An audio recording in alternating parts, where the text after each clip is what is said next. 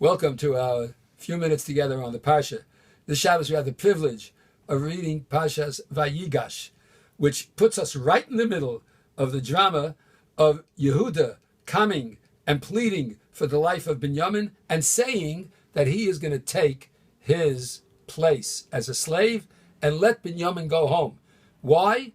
Ki avdecha orav es hanar, because your servant has made a guarantee for the child, and as Rashi explains, based on the pasuk back in last week's Sedra, that Anochi eravenu miyadi tavakshenu, from my hand you can seek him, that I'm going to bring him back. V'tzaktiv lefanecha, said Yehuda, and I'm going to stand him up before you, he told Yaakov.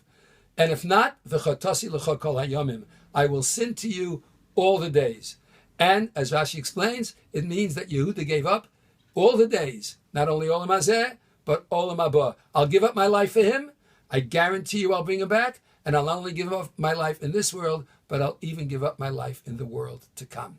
Now, if you look at the first pasuk in this week's Sedra, it says, Vayigash elav Yehuda, vayomer bi Adoni. And Yehuda came close to Yosef, and he said, please, my master. So Yehuda is the one who's stepping forth. Of all the brothers, Yehuda is the one who steps forward. Why? Because Yehuda is the one who was responsible for the sale of Yosef.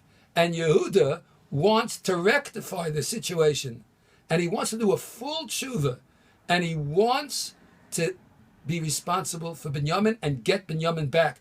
Yosef, of course, was seeking exactly that, so that the brothers could do a full tshuva. And Yehuda took the bait, and he comes in, and he says that he is going to give up his life for Binyamin's. The Vilna Gaon, on that first pasuk, tells us that there's a remez, there's a hint to Yehuda's taking responsibility more than anyone else, because the Trup tells it to us. Take a look at the musical notation on the words Vayigash elav Yehuda vayomer bi Adoni.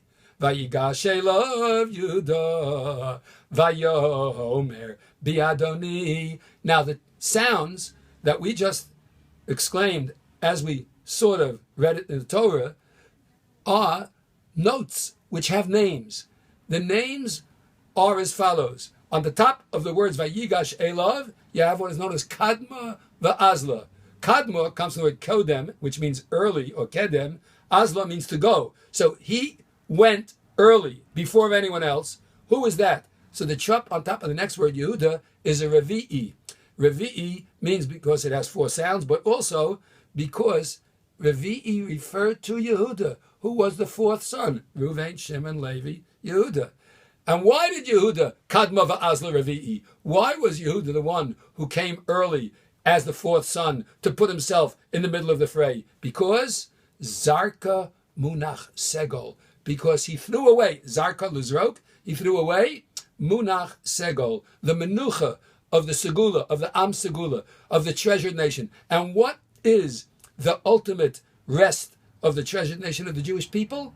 Kol Yisrael Yesh Lahem Chelek Olam Haba, that each and every Jew has a share in the world to come. And Yehuda was willing to give up his Olam Haba to rectify the sin that he did. And he told it to Yaakov, and he steps forward to speak to Yosef on behalf of Binyamin, because Kadma va'azla revi'i Zarka Munach Segol. This is a very cute interpretation of the Vilna Gaon, but there's a lot going on, and it's very, very deep.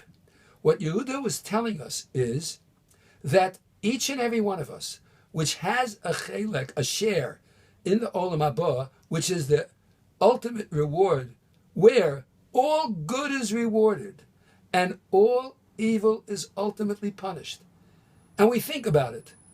Can anyone ever pay back the goodness another person does for them in this world?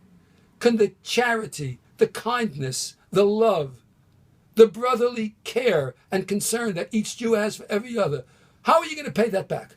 What are you going to do? You're going to give him something material? Materialism comes, materialism goes. It's not going to be a fair deal.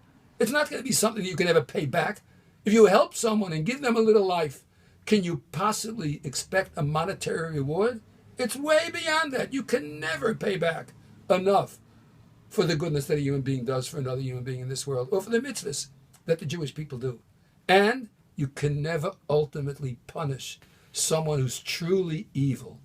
When someone does something evil, what are you going to punish them in this world? How can you punish someone who takes the life of another human being? Take his life? That's a pittance. He killed out who knows how many worlds. And so the Munach Revi'i, that ultimate reward of the Munach Segol, of the treasured nation, is something that we treasure deep in our hearts. And ultimately we know that despite the troubles that the Jewish people go through, because of the brotherly love Yehuda had for Binyamin, and even for Yosef, and ultimately Yosef for Yehuda, that brotherly love is evidenced in this particular pasuk. And he's willing to give up his ultimate reward for the sake of the safety of his brother. This Tuesday, we're going to be fasting over the destruction of the Beis HaMikdash because of the fast of Asara B'Teves, the beginning of that destruction, when things could have still been reversed if one brother would love another. And as we fast, let's remember that Yehuda was willing to give up everything for the sake of the love of his brother. And that love will bring us back to the rebuilding of the Beis HaMikdash. Have a wonderful Shabbos and an easy fast.